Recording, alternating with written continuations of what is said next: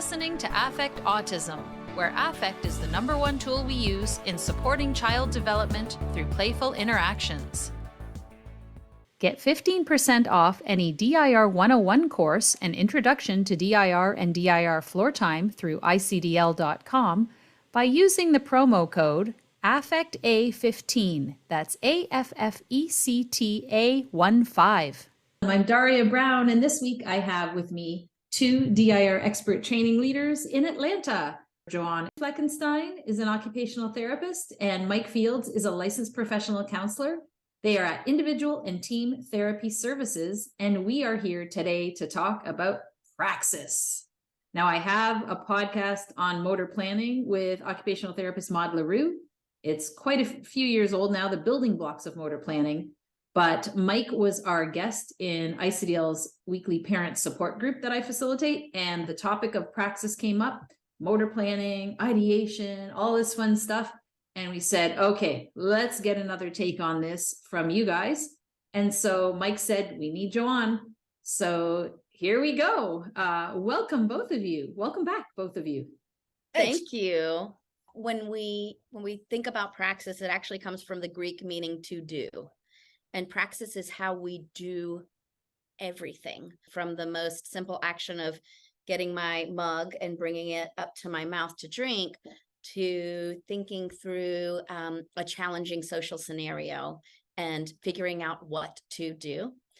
Praxis is involved in all of that. So when we see individuals who struggle with praxis, it impacts how they do anything novel, anything new.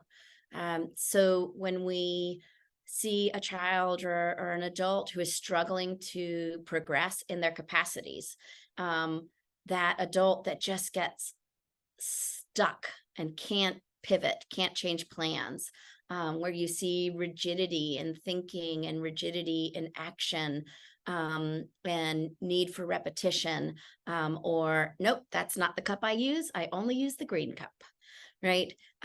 Praxis can be involved because if we don't know how we get to our plan B, then we're going to avoid needing one in the first place. So the components of praxis are first ideation. We get an idea, and it's a cyclical action, right? We get an idea, we make a plan, or we sequence that how we're going to make something happen. We execute it, and we get feedback on whether that plan worked. So the example I'll often use with parents and clinicians is, my idea is I want to make a cake. Now, I make all of the cakes for the niece and nephews in my family. I love baking. I love decorating cakes. They come up with these elaborate ideas, and I make a cake to match, right? So one time it was a particularly stressful week. I usually get my cake started on Thursday for a Saturday party, and I was at the grocery store on a Friday night. So tight deadline. I have my idea. I know exactly what aisle to go to. I know exactly what I need. And I'm going to turn around, get home, and get baking. Well, I get to the grocery store. I walk to the door, and I expect it to just open for me. And it doesn't open. And I think, well, that's weird. So I try to pull the door open, and it doesn't open, right? My plan is not going to work. The power had gone out in the grocery store, so they weren't able to sell anything. So then I was faced with a decision. Do I keep going with my plan? Do I break the doors down, go get my items, check myself out, and leave? Do I abandon my idea? Forget it. Kid's getting a store-bought cake this year. I'll pick something up in the morning. Or do I change my plan and go to the grocery store just down the street? And in that moment, of course, I made the decision, well, poop. All right, I guess I can't go to this grocery store. I'll go to this unfamiliar grocery store. It's going to be a little bit more uncomfortable, but I'll figure it out. I'll get what I need. I'll be delayed. I'll just have to stay up later or get up earlier, and I'll make it happen. And I did, and I made the cake happen. For so many of our clients, they get to the doors are shut, and they plow their way through, or they sit on the curb and say, Now I'll never, ever, ever make a cake again for the rest of my entire life, because they're not able to pivot. They're not able to develop another plan. If the scenario that they know doesn't go the way they expect, they have no way to repair. So I got interested in the idea of praxis and its impact across all of development, because praxis is like, if you think of the developmental pyramid, it's a vein that runs all the way up through the developmental pyramid. And I started wondering and asking questions and reading about praxis, because I worked with the coolest kid, starting at 3 years old, who had a spinal cord injury. It should not have affected his thinking, right? It was not his central nervous system. There was no brain involvement. It was his peripheral nervous system. Should have been fine, right? His thinking and reasoning and motor planning and problem solving should have been okay.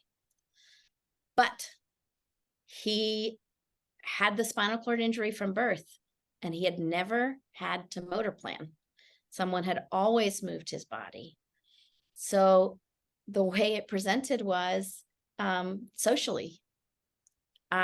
He wanted a friend to do, or his little brother especially, to do something in a specific way. And his brother, being a little brother, didn't want to and ran off and did it a different way. And he could not recover. If things were not exactly the way he expected, he couldn't do it. Thankfully, we were able to work on praxis, because he did have some motor, early praxis, some motor planning and praxis. He did have some movement in his extremities. And so we did a lot of, yeah, you want that thing, and it's 3 feet away. That's really hard. All right, how are we going to do this? And we started with him telling me the plan, coming up with the plan, and me working it out, and then him doing the action. And gradually, as that praxis started to lay the groundwork for more complex social praxis later, all those pieces started to fall into place. And I thought, aha, there's something here. There's something to, if a kid can't do the things that they need to do from the most basic motor, then they won't be able to do in the most complex social. Yeah, and that's why when we talked about it in the parent support group, why I wanted to bring Joanne in. Remember, Daria, you said, hey, we need to talk about praxis. And I said, if you really want to do that, we got to bring Joanne in, because as a mental health practitioner, I deal with praxis of ideas and emotions. And like Joanne's pointing out, if you think developmentally, just regulation, being engaged, reciprocity, that all comes before social problem solving, which is even more tricky than just plain simple motor planning. But when you're working in that physical motor space, you get immediate feedback if your plan is working or not. And you don't get that when you're trying to figure out why is somebody mad at you. You can't pick up pieces and move them around and see how to solve the problem. It's all abstract. So from a developmental standpoint, we have to be able to have that experience first. So I still feel 99. I have a problem with absolutes, but almost everybody I see, haven't run into the exception yet, I think should see an OT, just to get a better understanding of how their body works, and to have somebody who really understands praxis, motor planning at a foundational level, so that we can get that in place to build the more abstract things on, or else it's just a tower of cards with a simple breeze that'll knock it over. So I think my part in this is going to be easy today. I just let Joanne go, and then maybe add a little bit on top, using the cake metaphor, which I love. Yeah. I love cake. Layer cakes, we want a big layer at the bottom so we can stack higher on top of it. Or you're really making the cake and I'm just doing the icing on top. Mm. Oversimplification, but really neat idea that, like Joanne pointed out, it goes through that Praxis idea, goes through everything we do. So let me paraphrase what I understood from what you guys said to make sure the listeners also are following what we're saying. Praxis is involved in everything we do. It's about having an idea of what we want to do, carrying out that idea, and getting that feedback. And if that idea doesn't work, can we pivot and adjust to make that idea happen?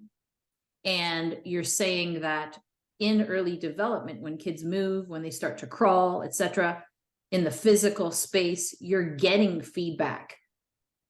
But and that lays the groundwork for motor planning and praxis that you need to then develop praxis in the social realm, which I think a lot of adults even struggle with, and I'll be one of those. Like Mike said, and Mike too, if someone's mad at you, there's not a clear reason why necessarily. It could be, so how do you navigate that and figure that out? And if I have an idea that I want to make a plan with this person and talk to them and do something, and then I find out they're mad at me, how do I go about navigating that? And all of these kinds of social situations that we'll eventually find ourselves in, this is what we want to work on with our kids who are on the spectrum or not. But in DIR floor time, we tend to talk about kids who are having developmental differences and often have diagnosis of autism. So this is interesting for me. And I liked that you started with the example of the child who had a spinal cord injury, and because they weren't able to move and someone was always moving them, that they never developed that motor physical movement praxis skill, and you had to go back and start on that. And the other thing I heard you guys say is that you can work on praxis, because I have heard the term dyspraxia and people who can't ever learn to drive, people who can't ever figure out how to do things without having a list of steps of what to do in front of them. And you're saying, well, you can work on it. Yeah, I mean, I think that's just part of neuroplasticity, right? So brain is incredibly moldable. And I remember when I was going through OT school and early in my career when I worked with adults, I would hear so often from physicians, if whatever they get in the first 6 months after a stroke is as good as it's going to get. And I remember thinking that just doesn't seem right? That doesn't seem how the brain works. Because if we can overcome other things, if we can lose a limb and readjust, then certainly the brain has power, more power than we might expect. And one of my favorite clients when I worked in a nursing home was a youngish man. He was in his 50s, which is very young for a nursing home, right? He was almost 60, and he had a stroke, a hemorrhagic stroke, and he was 3 years status post-stroke. And he would come at the end of the day and hang out with me while I did my notes, and we'd just chitty chat back and forth. And one day he came and said, "Joanne, I can move my toes." And I said, "Oh, really?" And on his affected side, he said, I can really move my toes. I said, "Okay, so show me." Sure enough, he could move his toes. And I said, "Okay, I'm going to let the physical therapist know." Physical therapist, I said, "Hey, he's moving his toes." And he said, 3 years after a stroke, let me know if he can move his ankle. Well, he would come and hang out with me and wiggle his toes while I did my paperwork, and we'd chitty chat. And sure enough, that ankle started moving. I said, "All right, it's time." And this man was able to get up, start to transfer on his own, and move his body, was able to actually go and live in a independent-ish living situation. The brain can do amazing things. So always, there's always a way. Sometimes there might be more compensatory strategies when we're working with adults who's like my husband likes to say, my wires are set in resin. So if their wires are set in resin a little bit, then we might do more compensatory strategies. But there are pathways forward, and a lot of times with the kids, if we get those bodies moving and we get them motor planning and we get them really playing, all of those pieces start to just fall into place. And I think this kind of goes to the heart of floor time too, that shift to potential and hope. We don't know what the future holds, right? And that's part of Praxis, not being able to predict. We have some understanding, some control, and that's how we find safety and comfort. But I mean, even back to Dr. Greenspan's, okay, if Dr. Amanda Kriegel hears this, she's going to run down and smack me. The affect diathesis hypothesis. Speak English, Mike. So the whole foundation for floor time is that our feelings move us literally to connect. And so remember Dr. T. Barry Brazelton at a conference one time was talking about baby is born. He would take the baby and he would hold it out to the mom and say your baby's name. And when the mom said the baby's name, he would just gently turn the baby's head towards mom and said, see, they're already responding to you. But that does start to happen, right? Babies cry and they realize that, oh, when I cry, the magic face appears over the crib. So I'm going to look that direction, or I feel a touch, or I hear a sound.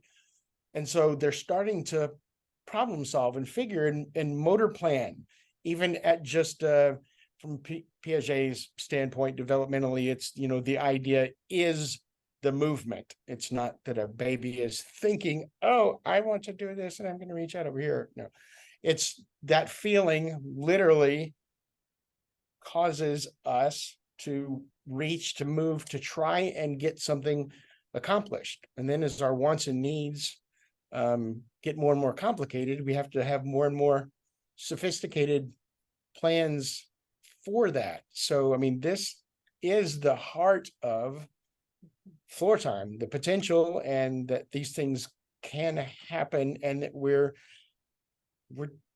wired that way, we're designed that way, and we can focus on that and promote new connections.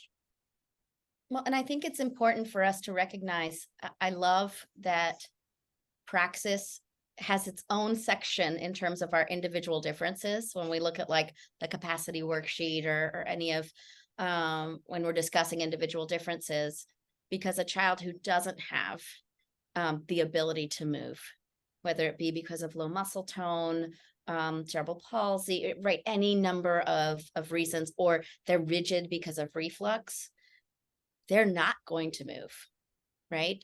And therefore that limits their opportunities to connect and to engage, which when you are a parent with a baby who can't connect with you, you can keep trying for only so long, and then you start to disconnect. I remember Andy, and Andy has given me permission to talk about him.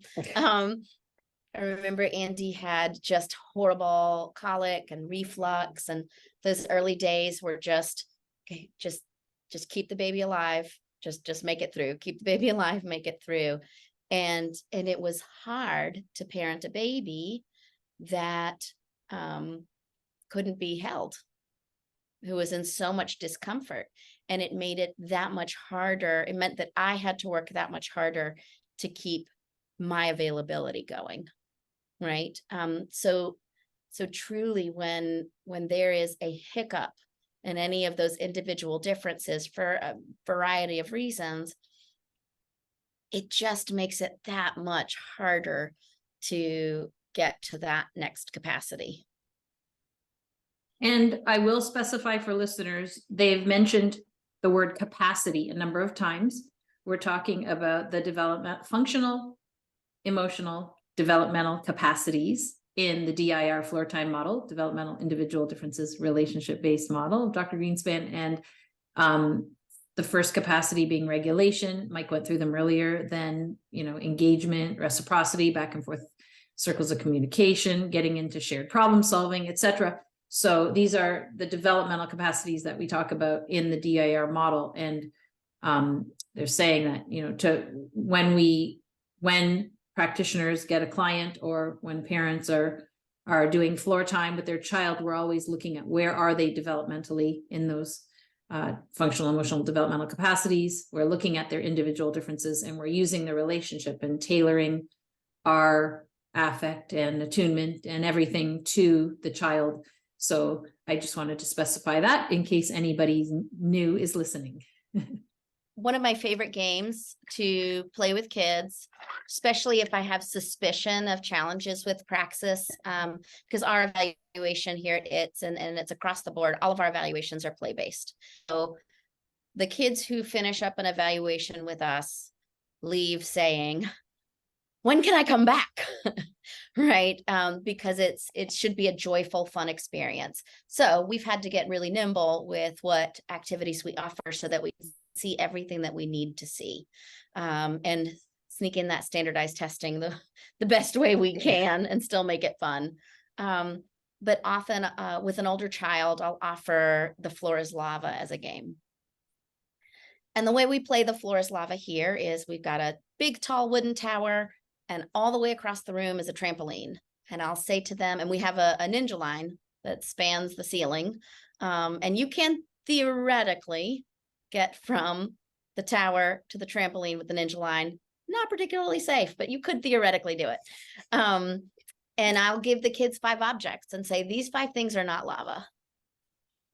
And when I do, I offer them enough things that they barely have to work to get across the room.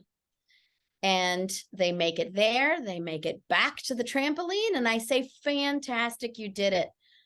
Now the lava's rising.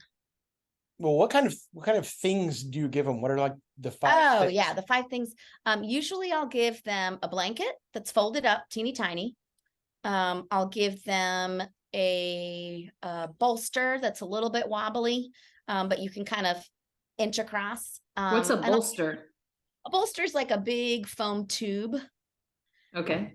So it's wibble wobbly, but you can make it across. You can stand on it and walk across, or you can kind of hug it and make it across. It looks kind of like a smaller punching bag, but more firm. More firm, yep, and on the floor sideways usually. And then I'll give them, a couple stepping stone type objects that are just the possibilities of what you can use that for is one thing. There's only one way to really use that in terms of floor is lava. And they will make their way there and across, and then I will take away one of the easy pieces and say, okay, the lava's turned off. Lava monsters are gone. Lava's turned off. Reorganize this so you can still make it across. And we keep going until most of the time I'll leave the blanket for last. And what I'm looking for is, does the child consider using the bolster in more than one way, right? Do they adjust their plan at all? Or do they just use all their might to bulldoze their way through? Do they look at it and say, I can't do that, right? There's so many reactions we can get. And if we get all the way down to the blanket and they haven't unfolded the blanket, I will sometimes stop and pick up the blanket and shake it out and then fold just to show how big it is and fold it back up, right? And put it back on the floor and say, I wonder how you're going to do this.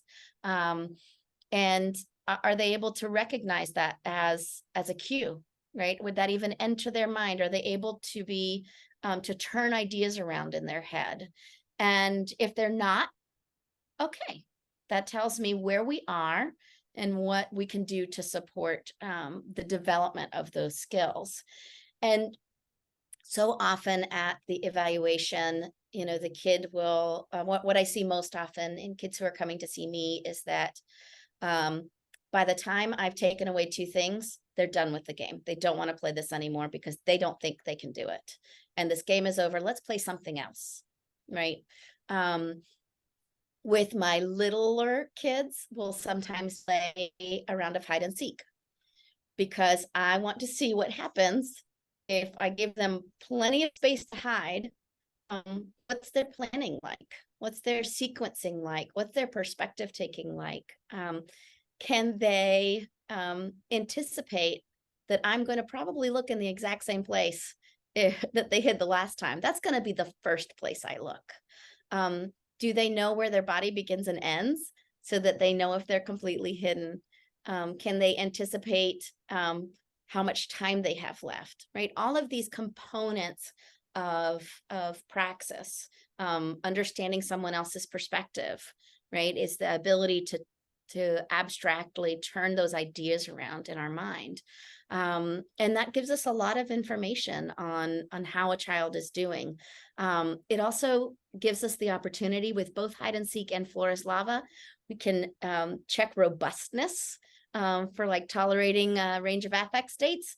Can make that lava really scary. And I can say there's lava monsters coming and oh my, don't touch it. Oh, right, we can ramp up that intensity. Or with hide and seek, I can wait and let them sit in that hiding spot, waiting to be discovered. And is anybody going to come for me, or am I lost for forever? So we're able to see in real time how a child does everything that they need to do, from walking across the room to get into a hiding place to turning those ideas around in their mind. And that gives us a foundation for where we can offer some more stability and some more growth and some more brain development, so that when we start looking at capacity for shared social problem solving, we have some nice foundational skills. If we don't have good foundations in praxis, shared social problem solving is just not going to be available because there's no groundwork for turning ideas around in your mind. So you just can't do it. There is no negotiation because there's no flexibility there. And I think that your example brings up a couple of really important things about praxis. Is, a lot of people will ask, well, how do you teach that? So what makes something praxis is that it's unique. So when Joanne was talking about the blanket,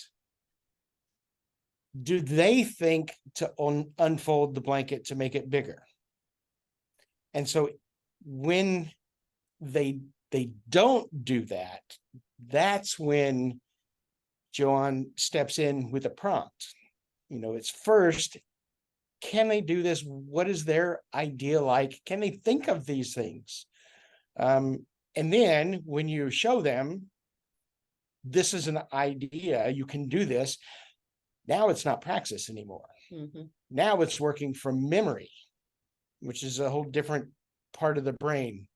You're not thinking through, and praxis is the thinking part, not the memory part. So I was teaching one of the DIR classes one time, and somebody presented a kid and said, in their developmental profile of the child, they said, their praxis is really good.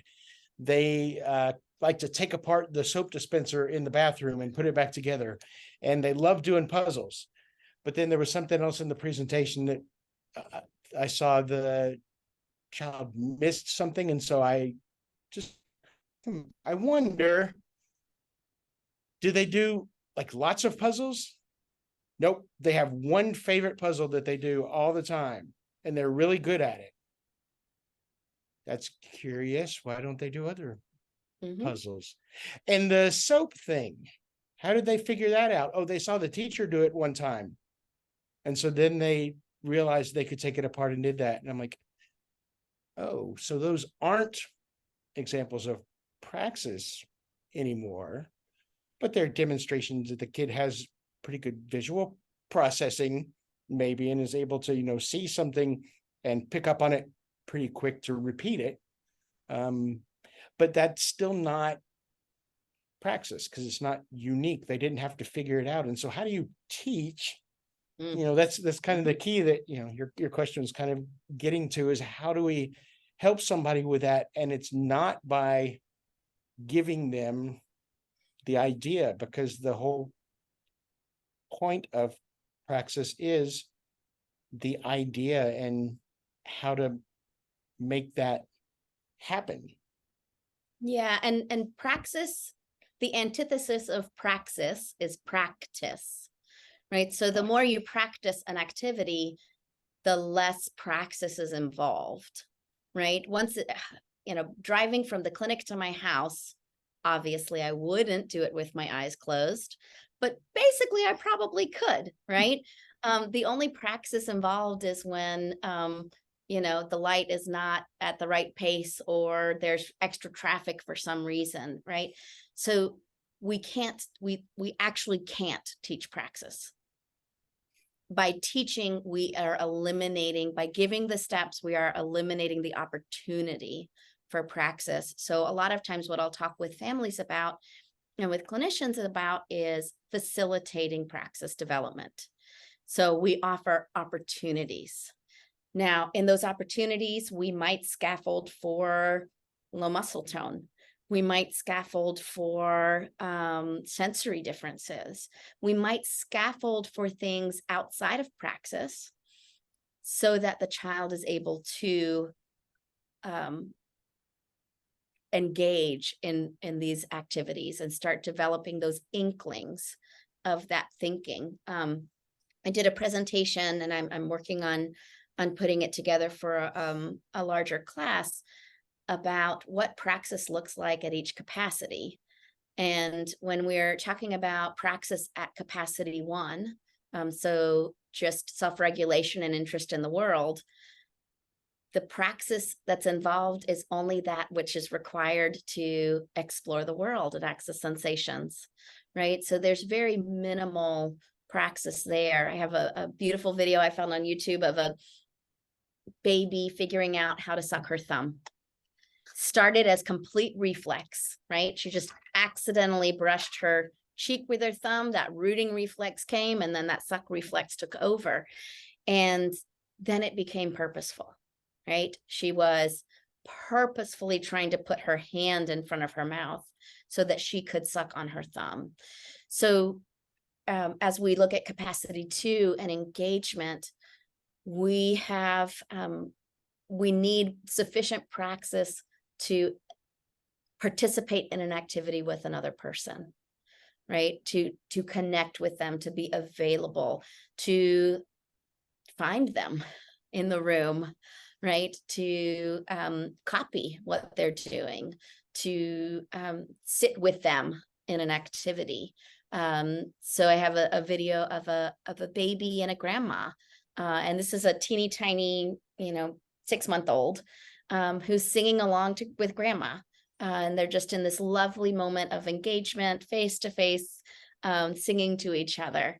Now at capacity 3, it really starts to ramp up, because you have to anticipate the pattern, right? And implement the motor planning, implement the head turning, implement everything at a specific time, at a specific pace, to keep that reciprocity going. And then at capacity 4, with shared social problem solving, it's possible without praxis, but it sure is hard, and it requires so much scaffolding and support to occur. And there's a video of me with one of my buddies in the training leader library where, man, this kid wanted the swing to be hung up so badly. He just really wants this swing hung up.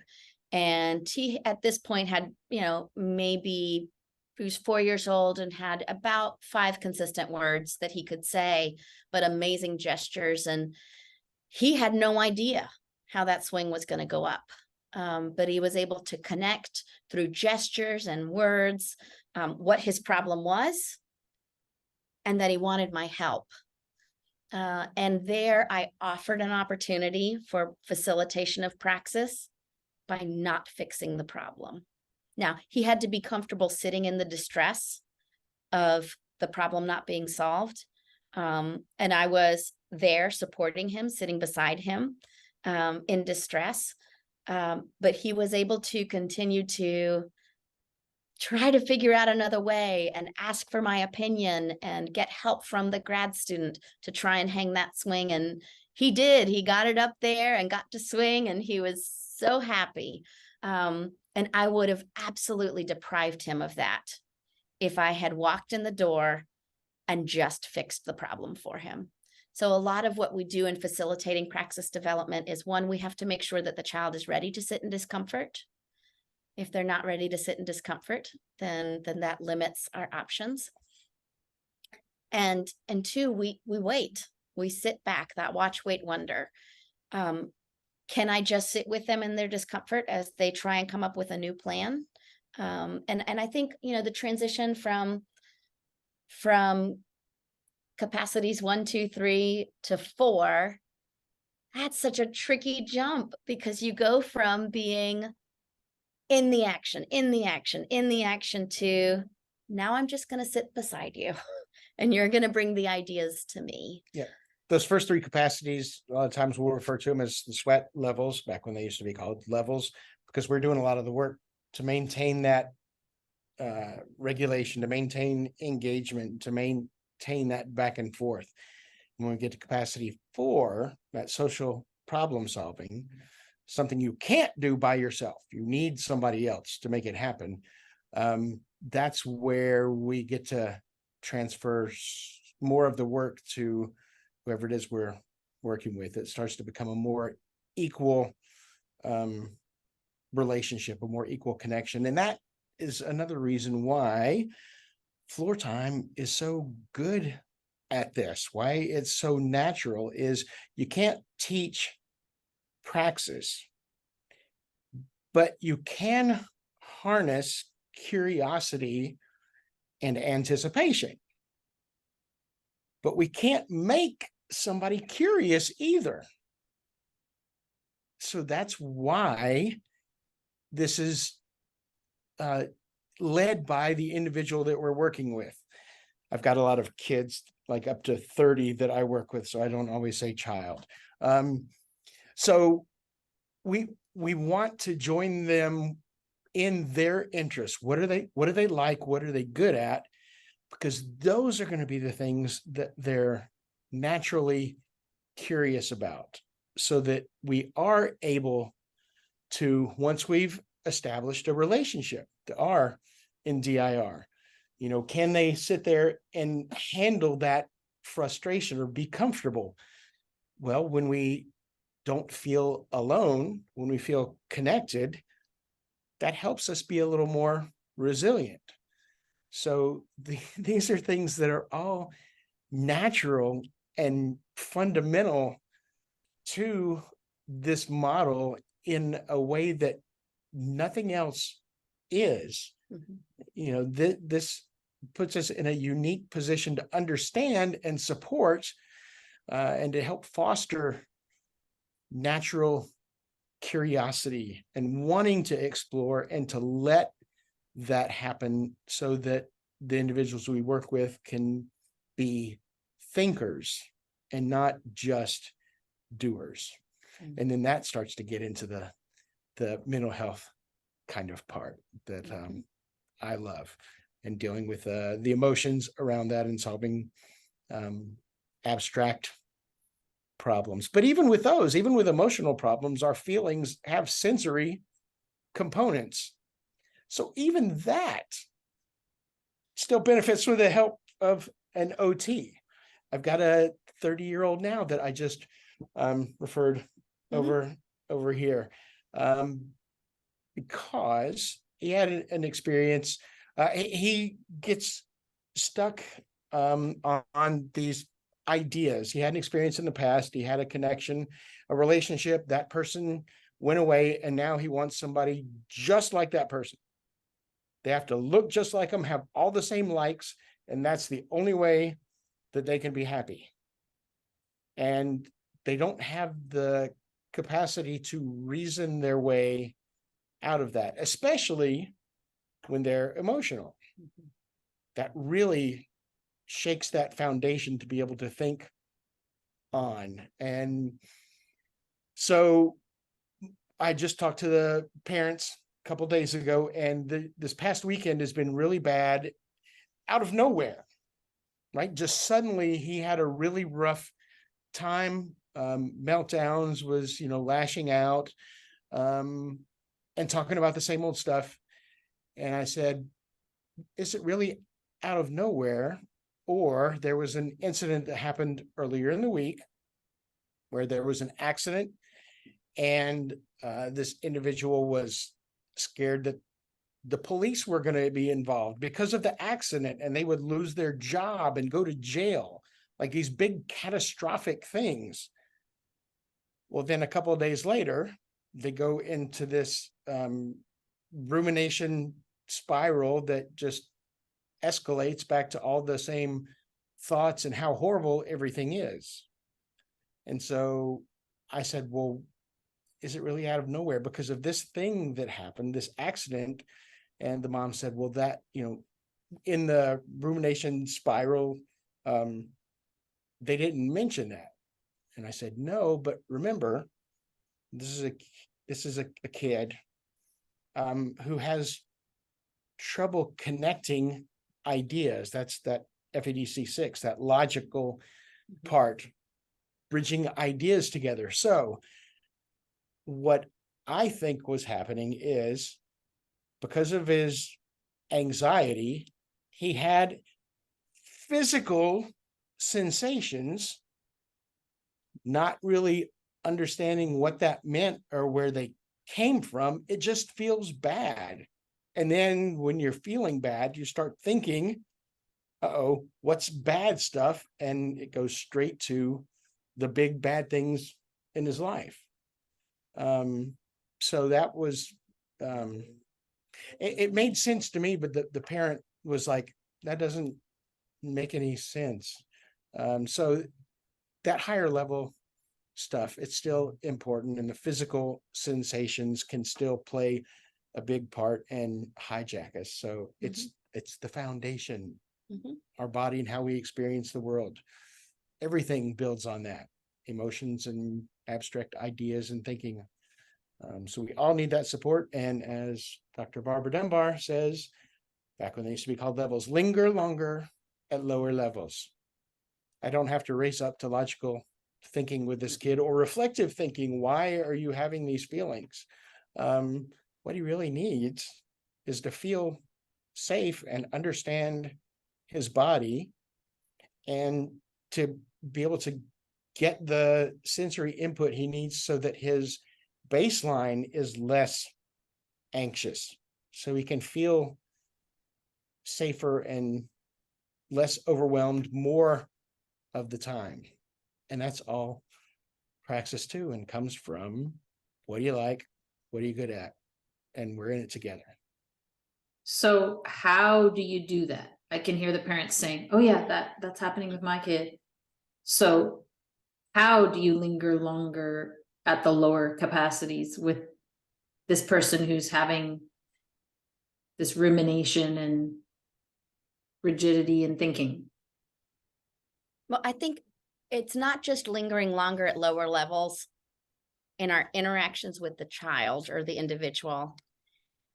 I think one of the things that is so beautiful about the capacities is it really lets us know what that individual has the capacity to do in that moment, which is why they're not called levels, right? It's what capacity do we have on a day where everything is going wrong for me, and I spill my coffee and I get an offender bender and I've woken up late and I forgot this report or whatever, right?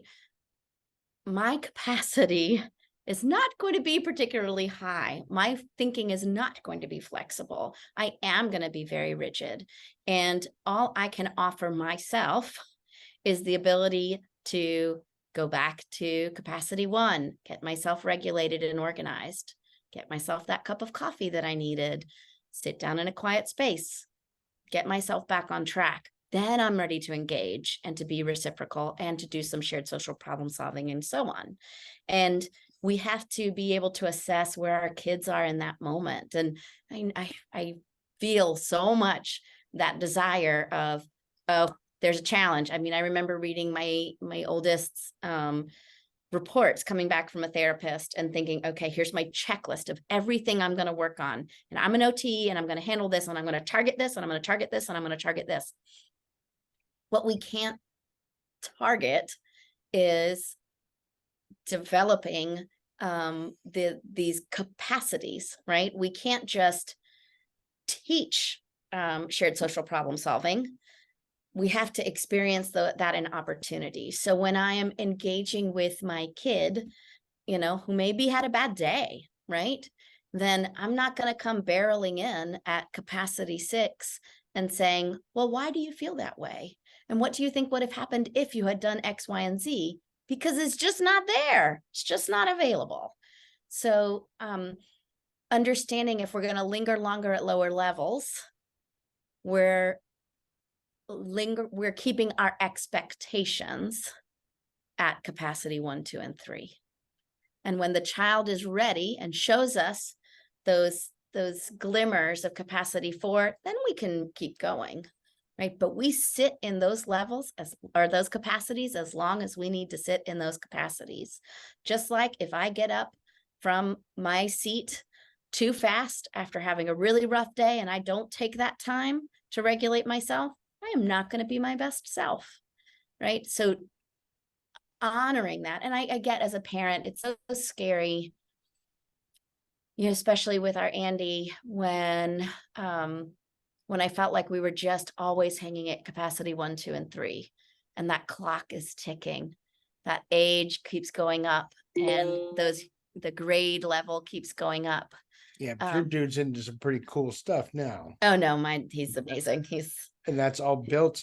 It's built on those capacities because we stuck at capacity 1, 2, 3, 4 for a really long time. And I kept changing my expectations, even as, family members and other parents and teachers were saying, move it on, keep going. And I kept in my therapeutic gut sense and my mom gut sense saying, no, let's hang back. Yes, you can do advanced math and you can read at, a college level. That's lovely. Fantastic. Congratulations. Social, emotionally, developmentally, we're going to hang here. I'll give you all the Greek mythology you want, and you can read it and analyze and look at patterns and have fun with that. But we're going to connect at capacities 1, 2, 3, and 4. And only because we were able to hang at those capacities 5 through 12 are gradually falling into place. It reminds me of, that old school solitaire, Yeah. And like, if you just put that one last card in place, everything would just go, right? That's what it feels like. And as the parent sitting in the discomfort of not knowing if your child is going to develop the way that we would hope, we're the ones who have to shore up our capacities so that we can sit in the discomfort of everyone else's kids are doing X, Y, and Z. And we're okay with where our kid is in this moment, on this day, and as they are. So I think this may be an example to help explain this. At least it works in my mind. So the first thing I think is, you said praxis comes from the Latin for doing? Greek. Mm-hmm. Okay, for doing. Jackie Bartell always points out that we're not human doings, we're human beings. So if somebody is really struggling, how do we, Joan used the word opportunities, I love that. How do we create opportunities for them to be curious, right? Because we can't teach this directly. We have to get them on board. They have to be interested. So here's a praxis example. I used to work in early intervention, went to a family's house one time, first visit, And the mom was coming home for the visit too. Kid was home with dad. So this is a 2-year-old. Gets to the door, knock on the door. The kid thinks it's mom. Comes, runs the door, opens the door, sees me, screams, cries, runs. Dad scoops the kid up and says, "No, it's okay. And I just grab the door and slam it on myself.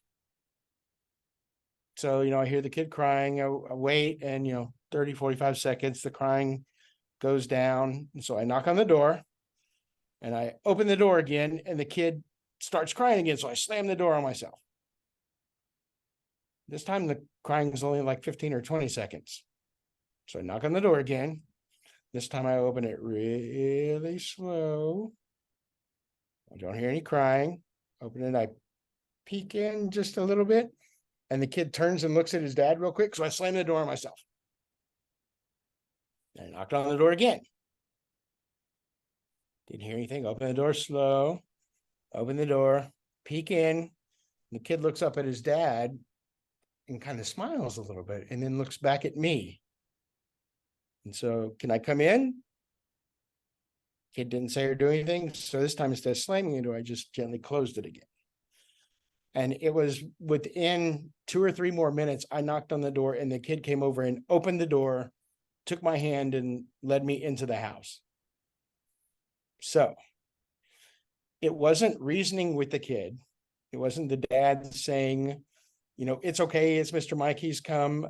There was a violation of expectations. The kid had an idea that didn't work out. Not understanding what went wrong is terrifying. What if your world is just chaos? And this is what's supposed to happen, and that doesn't happen, and it doesn't happen all the time? What a horrible way to live. So I wanted to show this kid that it can trust me. I'm going to be predictable. And so any sign that I get, I respond to. And then the kid understood that, wait, he's not making me do something I don't want to do. This isn't scary. I can make a sound or look and it stops. So I created that opportunity just by being. I wasn't trying to work up any levels, wasn't trying to create learning opportunities or whatever. I wanted a relationship.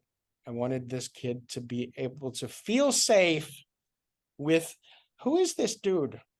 I don't know what's going to happen. He could come in and it could be horrible, but wait, he just showed that, I have some control in this. And I'm not saying that the kid had all those high level understandings, but the experience was that it was becoming predictable. And so he was okay being a little uncomfortable. So because he was starting to get the praxis of what was discomfort in small doses, making things predictable, giving that opportunity to be curious, like, is he going to knock again? Is he going to knock again? Whereas if you had just knocked and came in the first time, there was no opportunity to build that curiosity up and that anticipation.